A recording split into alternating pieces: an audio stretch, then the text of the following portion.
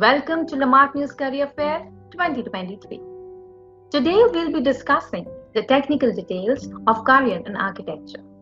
Well, do you all get overwhelmed with the grandeur and beauty of iconic buildings, malls, complexes, monuments, and ponder upon the process of their existence and design? And what if the mind thinking the same is equally creative, intuitive, rational, systematic, and artistic as well?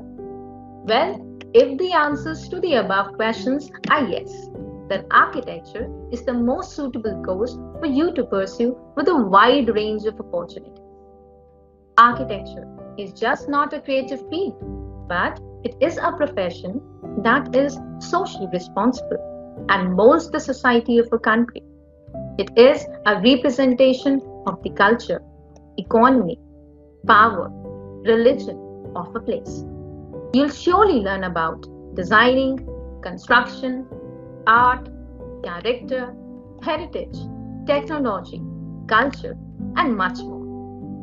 Now let us discuss the skill sets required for pursuing architecture. Well, we all know that the human brain has two parts, the left and the right brain.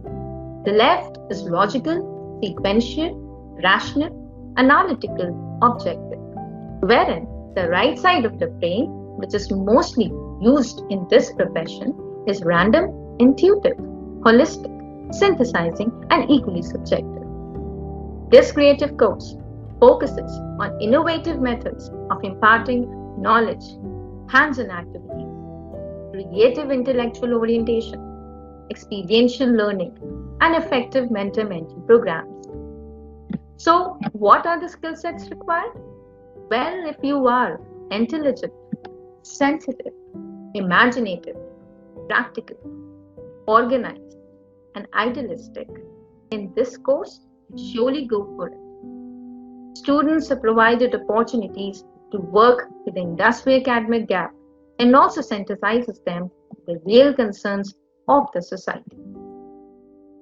Now let us discuss the eligibility criteria for the admission to the first year 5-year PARC degree program of the academic session 23-24, which shall be as per the Council of Architecture regulations. Well, in this regard, no candidate shall be admitted to the architecture course unless she or he has passed 10+2 or equivalent examination with physics and maths as compulsory subject, along with either chemistry, biology, technical vocational subject, computer science, information, technology, informative practices, engineering graphics, business studies with at least 45% marks in aggregate, or has passed 10+3 diploma examination with mathematics at least 45% marks in aggregate. Well, all the candidates need to qualify for an aptitude test on an all India basis, that is National Aptitude Test in Architecture, conducted by the Council for Admission to the first year of BArch degree at the Institute and Colleges of Architecture under its purview. Well, what does this test measures in the candidate? Drawing and observation skill, sense and proportion, aesthetic sensitivity, and critical thinking ability. For further details, the website mentioned can be visited for more clarity. Now let us discuss few of the premier institutes for pursuing architecture course. Tech University, Ahmedabad, School of Planning and Architecture, New Delhi, Indian Institute of Technology, Kharagpur, Indian Institute of Technology, Roorkee, Jadavpur University, Kolkata, Sir J.J. College of Architecture, Mumbai, Chandigarh College of Architecture. So what after completing your undergraduate program in the domain of architecture? Well, the prime matter of concern are the packages and employment opportunity. The average packages after the completion of a professional degree in architecture is 4 to 8 lakhs to begin with. Now talking about the employment opportunities, after completing the course in architecture, students have a wide variety of options in the field. Primarily, this is one profession when the students, after completing the profession, can have their own consultancies and firms. It has good job avenues both in the government and private sectors as well. Government departments like Local Development Authority, Public Work Department, Town and Country Planning, Housing Department, Metro, Defense Sector, ISRO, banks, etc. offer jobs to architects. Also, a lot of multinational companies in the infrastructure sector in the country offer lucrative job options for architects all over the world. Students can also opt for higher education to specialize in various fields like in urban planning, urban designing, architectural conservation, landscape architecture, product designing, building science, construction management, communication design, specialized IT sectors, and also not to forget sustainable architecture. Sustainability is a buzzword that has already infiltrated many industries. With construction being a major contributor to global energy consumption, it is then no surprise that sustainable architecture has become a leading consideration in how buildings in cities are being built with integrated solutions that take into account environmental factors. And well, we all will agree that a healthy living environment while aiming to minimize negative environmental impact, energy consumption, and use of human resources is the need of the hour. A delicate balance now needs to be made between the building form, function, and its interaction with its surrounding environment to be considered sustainable development, accompanying environmental, economic, and social benefits. Well, now let us discuss about the architectural pedagogy, which is equally innovative, unique, and gradual, wherein in the first year foundation and skill development, the students are primarily concerned about thesis, theory, market survey, and case studies. Essential aspect of the second year is the design and analytical skill development approaches by the participation in national and international competitions. Practical exposures and internship in the fourth year to self-analyze and work on the skill is a major concern. And yes, guided life project design, research and thesis from first to final year is a major concern in the final year. Well, the 5 years of journey with the regular educational tours to various cities like Bhopal, Gwalior, Jaipur and Chandigarh gives visual planning technical exposure to students with help in setting up a creative design-based career for them in future. Besides the cultural and sports event, numerous national level conferences, seminars, symposiums, workshops and guest lectures, learning by doing and hands-on experience in the curriculum is meant in this profession. And with the right dictum, life is architecture and architecture is the mirror of life. I come to the end of this session and I believe that the list of questions for the career planning in architecture have been answered and have added to your valuable insight. I wish you all the best for your bright future. Thank you.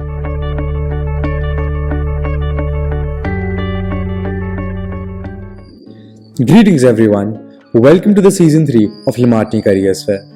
With us today, we have an eminent personality in the field of architecture, Dr. Vandana Sehgal.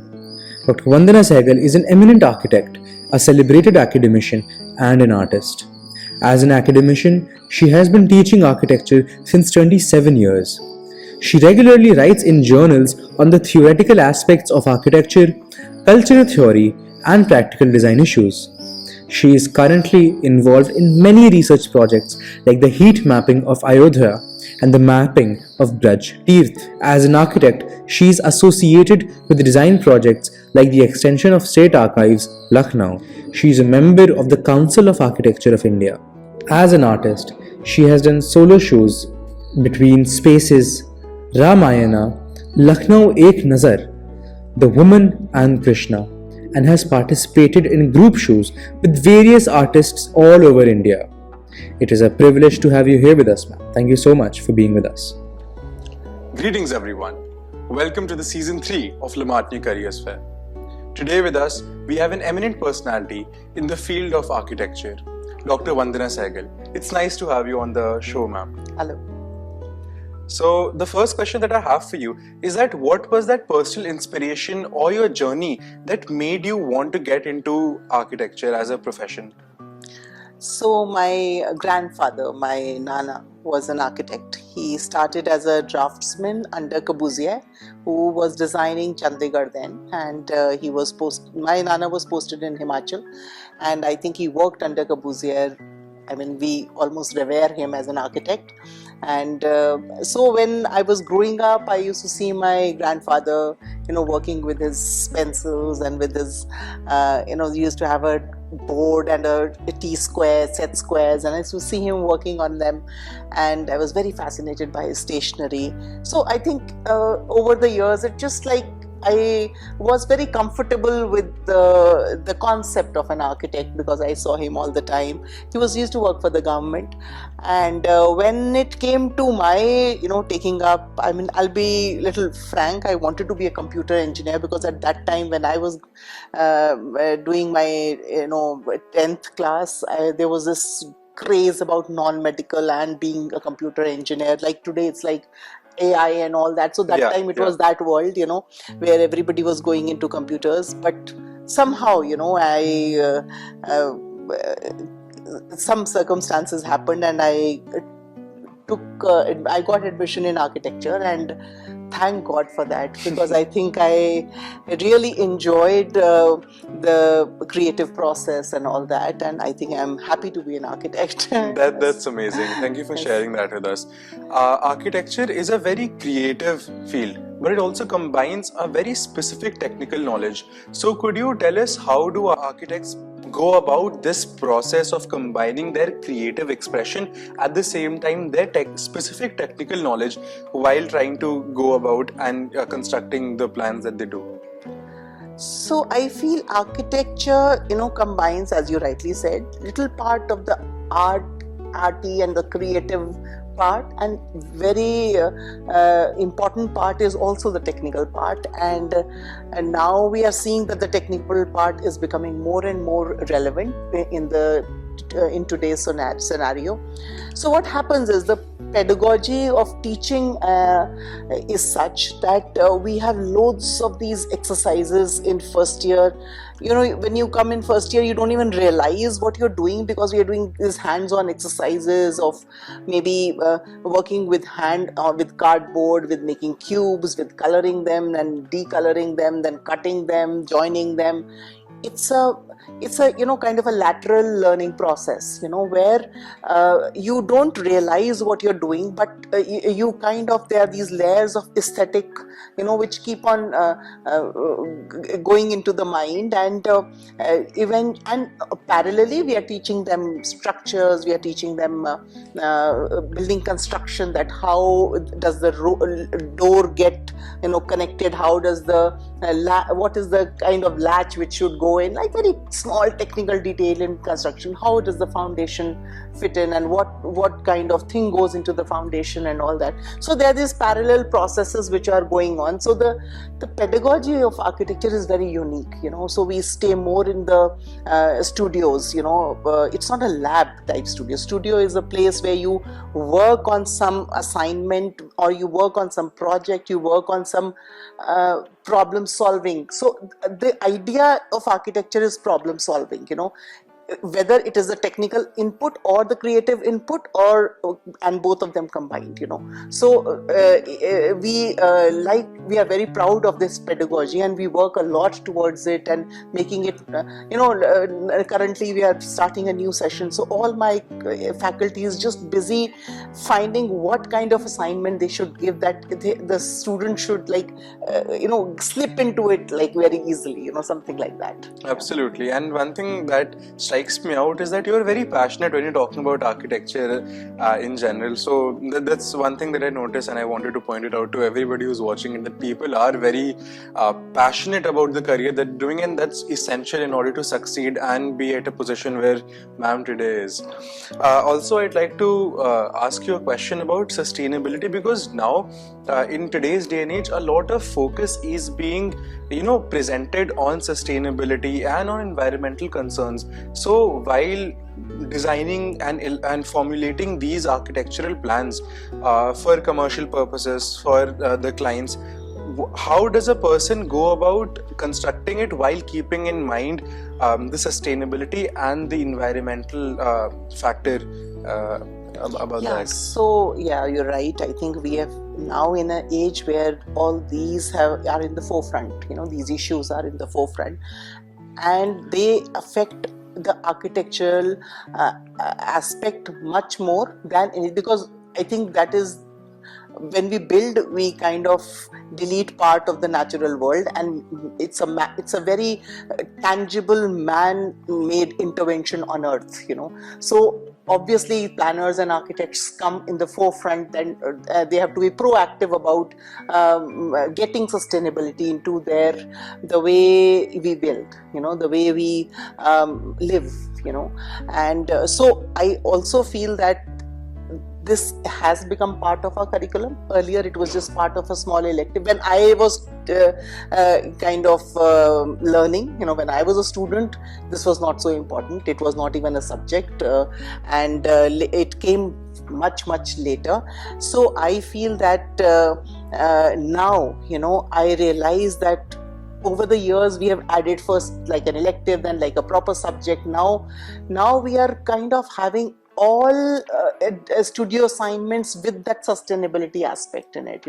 We are now changing the whole syllabus with that aspect. That suppose we are very, very small thing, earlier we used to have this book called McKay, in which there were these building construction detailing, and you'll be surprised, it was obviously written by a Britisher who, there was no dearth of wood, so most of the details are with very heavy wood, and that kind of detailing is there. Now it's no longer relevant, because most of the time we are using boards, we are using alternate materials, we are trying to be in sync with the sustainable aspects of materiality also, and apart from that, we also have a very our conventional way of living was very in sync with nature, so we try and get that aspect also. That is called passive way of maybe having a comfortable environment, but there are also very, very active ways of dealing with it. We have got a lot of now these guidelines like Griha and Leeds and all that, to which every building has to conform to, so there is a kind of a drive to let every architect know about it and design according to that. So we also have that aspect in our teaching curriculum as well, so apart from that, we are doing research projects. We are ahead of our times. We are kind of doing heat mapping, and we are doing, we are predicting that, okay, so if heat mapping is something that is like a surface kind of a temperature that we take off a urban island, and you realize there are these urban heat pockets that are there in very dense areas, and so through GIS mapping and through the hands-on instruments, we are doing that, and we are predicting that, okay, this is the red area, you cannot build more here, please take it somewhere else. So we are also doing this kind of technique building with the help of laboratories, of course, so now it's, as I said before, it's now getting more and more technical, because we have to be also ahead of time. We have to regress a little in terms of using our passive techniques also. So it's like a combination of both that we teach to be at least a little more sympathetic to our environment. Thank you for explaining in such detail. That also brings a question in me, and I'd like to ask you. It seems that architecture very recently is evolving quite a lot. So through the technological advancements that are taking place, especially as you mentioned prior to the recording, such as AI, in what ways is the architectural sector changing, and what do you think the future holds for it? So I think it's totally changing. It's like I stand at a place where I did not learn all that I'm teaching, when I was younger. So I'll start with even the way we represent architecture, like how when I learned, it was just by free hand. We used to just like think of something, draw it out through to scale, and then draft it out. So it was all very, very manual, very hands-on kind of an exercise. And till I did I think in my post-graduation in Roorkee, we first of all came across a computer PC, in which there was some language called Fortran that was taught to us, and which made no head or tail, because it was not friendly. Then, of course, when I was teaching, I learned AutoCAD from my students, who were very good at it, and they so it was a drafting tool. It's still a drafting tool. And then there are a lot of these other softwares that came that are there. They are like, they help you make very complicated structures, so now we have got softwares which also helps you design it. It's a logarithm, it's like animation based softwares like Rhino and all that. So there are these hundreds of softwares that are there. There are plugins like for climate assessment, for even indoor environment assessment, so daylight assessment. So there are all these softwares which you needn't have a model for it. Earlier we used to make these hands-on models and put a light bulb and see, okay, what is happening inside, what kind of light is coming from outside, inside, but now you've got software, you can see it on a screen, that how will you can walk into a screen, and just experience. We have got virtual reality lab in my college where you can actually walk into an interior, change this, change that, and imagine what it will be like. So it's an amazing kind of a scenario now. The kind of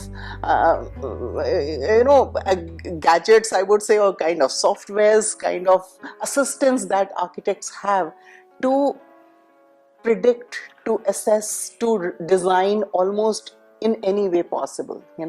So of course then it needs that kind of training also, and students, I am sure, are very up to it and they are doing very well in it. And so earlier we used to say that you should be really good in hands, your hand should be good, like your sketching should be good, you should be good in spatial analysis, everything. But now that has become, it is an important part according to me. But also I think your if you are happy using a computer, happy with a software, it helps you be ahead of times. I really think so. Absolutely. It's very great that through the technological advancements that are taking place, it helps all the architects, and especially the budding architects as well, to enhance their skills. I'd also like to ask you, we right now discussed, of course, the evolving technology affecting the architects, but what about the evolving need for design? Because recently a lot of modernization has been taking place. So how do different architects and architects in various countries, in various places, adapt to the rapid changes that are taking place? So I feel architecture, basic design is about understanding space. That is the key, because I think we are designing for an experience, to stay or to work or for a museum, so or for a city, or so we are imagining how a human being would like to be in a space, so we design accordingly. So all that I've said about technology, I would not take away the fact that it is very important to understand space. So that also we teach, and some students are better at it and they are natural at understanding or conceiving space, but otherwise we also have tools to make them little sensitive to what kind of space they are designing. But apart from that, I think one should be more contextual also, that where are you designing? You said all over the world, so we kind of ape if we see a very jazzy kind of a glass facade or whatever, you want to do that, or the client wants to do that. Most of the time architects have little say because the client is paying for it, so he wants that jazzy kind of a thing, even if it guzzles energy, even if it is not suited to your climate, even if it is not suited to the historical context where it is being made, so there is a need to even educate a layman that what is needed, what is beautiful, what is. So I feel that part is seriously amiss, to understand what is required. You cannot just do away with that, okay, we'll just remove this and do this new thing just for the heck of it. We have to be sensitive about how cities move, how cities grow, what is important to anybody in a city, so that is also very, very important. Yeah, absolutely, I agree.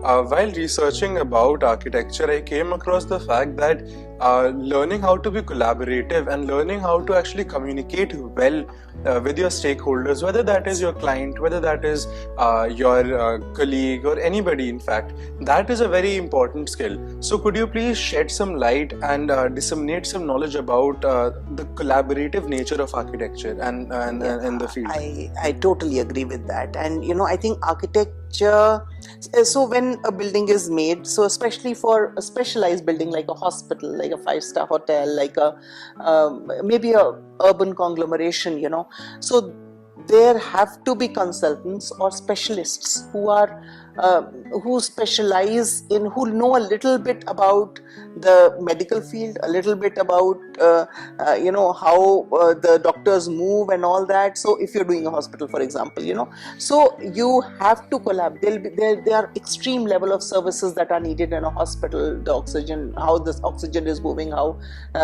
something else is moving, the water is moving, everything. So there are these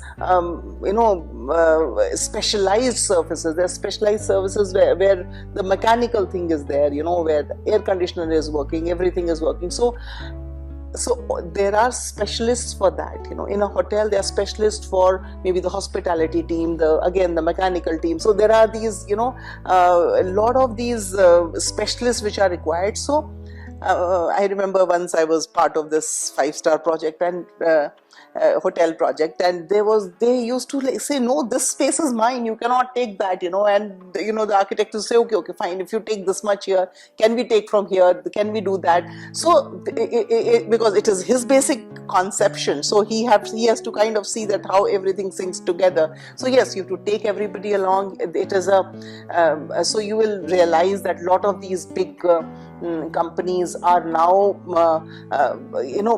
formed by these 10 consultants. One is landscapist, one is a service guy, one is maybe a site specialist or site management specialist. So there are these various areas of going through a project or making it through. So architect kind of is a person who will kind of go through everybody's thing and kind of bring them on one platform, and that's how a project is kind of made. That's very helpful, learning how collaboration can be an essential skill to succeed in such a field like architecture, because we don't realize, we always think that it's a very technical field and it's very specific to the knowledge, but knowing these soft skills can help a lot. So thank you for sharing that. You emphasized a lot on specialization right now in your previous answer. So could you please share some more information about what kind of specializations are available for people who do their undergraduate in architecture and for postgrad perhaps? So it's a very, very interesting question. Generally a layman says that we'll do masters in architecture, which is a normal, it's more pedagogy based, so most of them go in academics after you do masters in architecture. And masters in urban design, masters in landscape, masters in maybe urban and regional planning, there is masters in conservation, so there are loads of these masters which are standardized masters programs which are available in the country. But you'll be surprised that when we didn't even have too many computers, and I used to wonder, there's a course that runs in IIT Mumbai on design, it's basically software design, and lots of my students used to go there, and I used to wonder what they do there, because we don't even teach them computers. There was not even a single computer in my room in my college at that time. So one day, once I happened to meet this director of this course, in some meeting, and I said, a lot of my students go there. They go, yes, they're lovely and all that. And I said, what do they do there? They are not even trained in that. So he said, you'll be surprised. He says, architecture is the pedagogy for architecture is very, very creative. As I told you before, it teaches you to arrive at solutions. So they teach to think out of the box. That is the basic underlying thing. So if you're taught to think out of the box, you can almost put your hands on anything.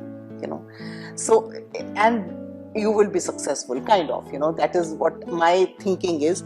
And he said, if a list comes to me for my master's course in software, if 5 of them are architects, first of all I'll take them, and then take on the engineers, because engineers will always say 2 plus 2 is 4, but architect will tell me it's 2 multiplied by 5 divided by so and so, and a bracket will be put and raised to the power of so and so, this will arrive at this. So he will have 5 solutions to the similar thing, and he will approach it in a very, very dynamic way, and that's what we need for software. Absolutely. So it was amazing. So from this year onwards, we have started AI elective in my course also, and so I have a gut feeling that we will be very good in coding, because it is about thinking how this structure will work and how will it plug in something else. So we are trying to do that also. We are saying that why can't architects, so in Roorkee example, for example, IIT Roorkee, you'll be surprised that majority, 90% of the architecture students, graduate from IIT Roorkee architecture department, are absorbed in various coding firms. 90%. Wow, that's amazing. So it is.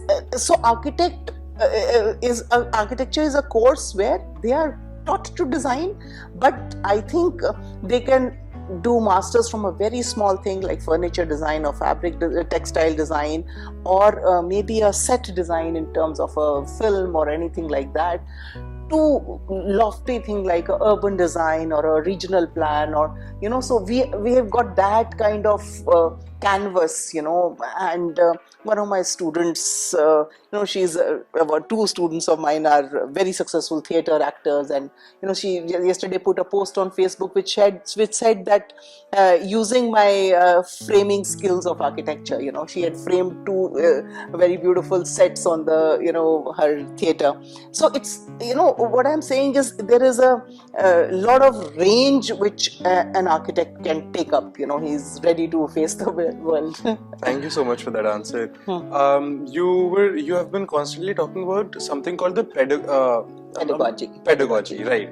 So what exactly is that? There's a term that I haven't heard before. So it's a way you teach. It's a way anything. So for example, we say that how do you teach English, so the pedagogy of English teaching. So it's a method. So as a student, you don't realize that it's a very, very methodical thing, that how you get across a concept to a student, and so till I was a student, I also never realized it. But when you teach, you realize that, okay, this is what I have to achieve in this class, but how do I get it across? It is just not coming and telling you something. It is also a process, that how do we reach from here to here, So it is a very structured kind of a science, that how, for every subject, so especially for creative courses like art, architecture, maybe design, we have a very structured pedagogy or way of teaching, which has a historical context of, maybe the Bauhaus school. There are various ways in which people teach, and there is a lot of theory behind it. So we go through that also while teaching. So it looks very simple. Okay, you come and just said this, and we did this small exercise, but there is a lot of thinking that goes behind it. So that is pedagogy. Okay. Yeah. Thank you for explaining that to us. Sometimes we don't realize, but architecture is a field where a lot of precision and accuracies are required for any architect to be successful and to create a successful plan for a building. So could you share more about this precision and accuracy that an architect should have while studying for it, or while preparing to be in this particular field and in this particular career? So I feel it's needed in every which way in life. Precision, because you have to be focused in whatever you do. But in architecture, it is more relevant in a very tangible way, because we are, if I'm drawing something that has to be executed on the field or on the ground, so it is scaled drawing, so if it's suppose 10 meters there, so how am I representing that 10 meters here? Okay, so most of the time we do measure drawings a lot, especially in heritage buildings like this. We do measure drawing, and then we say what can be done to restore it or preserve it or maybe strengthen it. So that measure drawing is a way of learning also, because you realize that, oh, this has created this space. The space is already existing, and the moment the child does the measure drawing, he realizes on paper, he realizes, oh, it looks like this. So it's again a kind of a exercise that we do very normally. So once we also do some consultancy for government, and we had to do Lal Baradari. So I sent my students to measure it, and so they in their student ways, they thought, how does 2 millimeter matters? So they've just like fudged it a little, and you won't believe, when we went on the site, there was one column not there. I was like, what's gone wrong with it? So we actually had to redo the whole drawing, and it set us back by 15 days. So precision is very important, and I feel not only in architecture, in every part of life. Absolutely, something which all the viewers should know. Precision is definitely a quality that every person should strive for, and everybody should aim to have. We've been talking about the qualities of an architect. We've been talking about architecture in general as a career. But I'd like to ask you about what is the kind of education that is required to be a licensed architect. What kind of a undergraduate degree, a postgraduate degree, and other forms of education should a person strive for while aiming to be an architect? So today, we are standing at a threshold, because the government is talking about new education policy, which is a very open concept about teaching, that anybody can do anything. Okay, so, and if one is not comfortable in one scheme, one course, he or she can leave that and join something else. So it's like that kind of structure that we are envisaging in the next 5 to 7 years that we will have in this country. So I'm currently and people like me and who are in education are looking at absolutely new ways of making professionals, and giving an openness about it. So if we go back in history, there was this guy called Vitruvius who wrote a book called 10 Books in Architecture. He was in the he worked during the Roman Empire, and he presented it to the Roman emperor. In that, it is like a Bible to us. We kind of read it a lot, and in that he has given the qualities of an architect. In which he kind of says that he should be conversant in language, he should be conversant with literature, he should be conversant with history, he should be knowing good mathematics, he should have a scientific temperament, So all these things, there are like a lot of things which he has said. So that means an architect has to be very aware, a very open person, and also very well versed with what is happening in the world, So we have come again to that, the concept of कि physics, chemistry, maths चाहिए, उसके साथ हम लोग उसका entrance लेंगे और फिर हम ले लेंगे aptitude test लेंगे. So these are just methods of maybe taking a person in your class or making a merit list maybe, But now we are reverting back that somebody who's done English literature, he wants to be an architect. So okay, you give him a bridge course of the technical part and you fit in architecture also, So it will not be so simple now, that it will be very very much open. It will not be just अभी तक तो यही है कि भाई non medical होना चाहिए, ये होना चाहिए. No, we have all these rules which are there. अभी we go through NATA or we go through JEE entrance exam, and from that all the colleges draw a merit list, and then they take the students in architecture. We have 5 years course. It's for undergraduation. We have to do 5 years, in which there is 6 months of practical training, in which the student has to be in an office and learn for those 3 to 6 months, and also at the end there is 6 months of thesis in which he does a whole project himself, So it's like a full 5-year course, and after that he gets a degree, and then he has to be registered with the Council of Architecture. So there's a body called Council of Architecture, and they register a student. Only then can he practice architecture. So in all other countries there is an exit exam. So after we go in through the NEP, we might have an exit exam now, because the system will be very open. Currently the council inspects all the schools whether they are at that level that they can give a degree. Then only they will give that person a registration who is from that college. So but now it might be more open, so they'll have an exit exam. Once you clear that exit exam, it might have this thing that you have to work for 1 year under an architect, and then you come over, whatever. It might have a different, we are working out the structure also with the council, and so it's we are currently in a bit of a change, but apart from that, we are totally changing the way architects will be absorbed in the profession.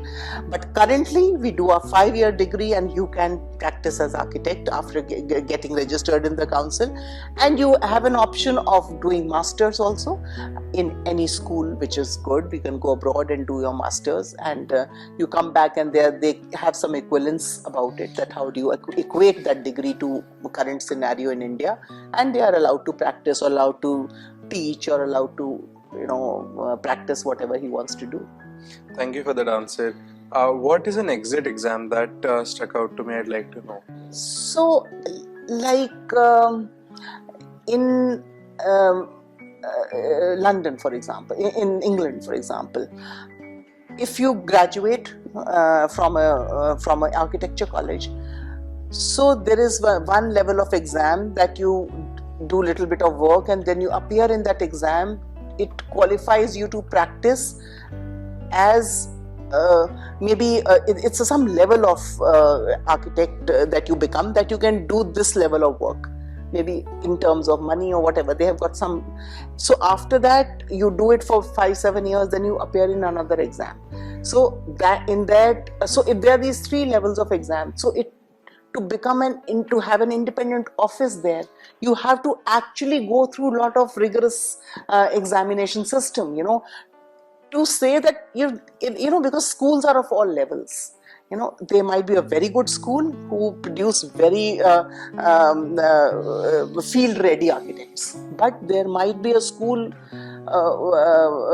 which has not contributed much to the student, and he goes out and makes something which is bizarre, so just to, I think, make a parity with that is an exit exam, that so the council will take this exam to see whether you are fit to be an architect or not, although you've done that 5 year, of course, but it will that is called an exit exam. Okay, thank you for explaining that.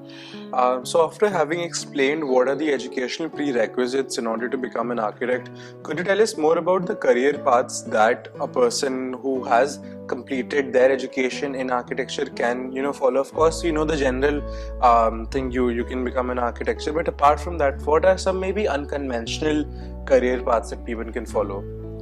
So many go into academics now. A lot of people, many have gone into research, and these broad thing that one can go in practice, one can go in academics, one can go in maybe research, pure research also, so these three are there, and but sometimes academic and research go hand in hand also, but apart from that, as I told you, one can be maybe from software engineer to landscape architect to a conservation architect to a product designer so a lot of people go into product designing, to furniture designing, to set designing. These are very unconventional, but a lot of students go into this, and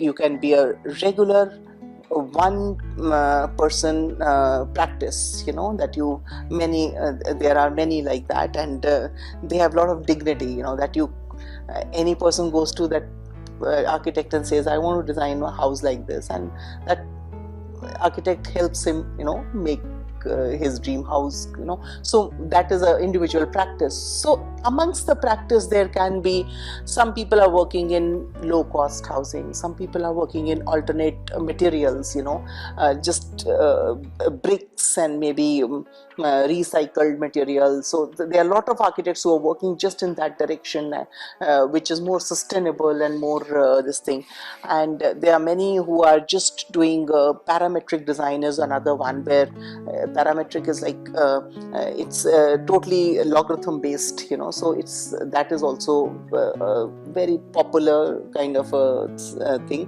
so that also people go for. So lot of these minute ways in which you want to practice also happens. Somebody goes into conservation, they are into conserving buildings, documenting buildings, and which are old and heritage have a heritage value, so it can be anything. It's like really some people go into site management, so L&T hires them, or some big company hires them who have got big construction works going on and all that.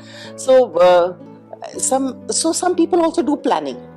Planning is a field where it's concerned with master planning. Every city has a master plan. That how will the city grow in the next 10 years? So they kind of predict and they allocate areas, that this will be industrial, this will be just institutional, or this will be green, this will be. So they kind of make a master plan. They predict a master plan, and that is published. You cannot go beyond it. Okay, so there are a lot of people who do planning, masters in planning or regional planning or rural planning, and they are more official. So they go into offices or maybe bigger consultancy like ENY and all also hire planners to make their project reports and all that.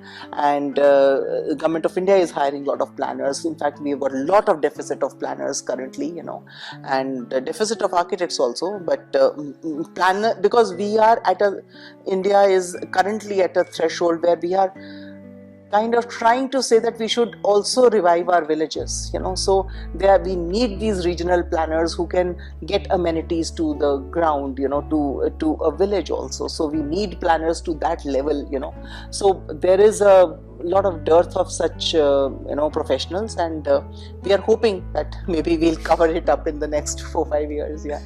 Thank you. I'm certain with your comprehensive answer, all of us got to learn about the various fields and the various sub-career opportunities that a vast field such as architecture entails.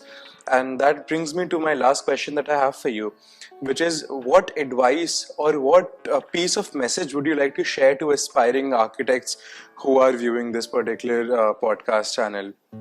So I feel architecture is one of the most beautiful professions, and it's because it is a very creative process. Your mind is alive all the time, and I keep on telling my students all the time that when you get into this college and when you get out of this college after 5 years, the DNA changes, because we are not making students into architects. We are kind of, as I've told before, that it is a way to approach the world. It's the way to approach life.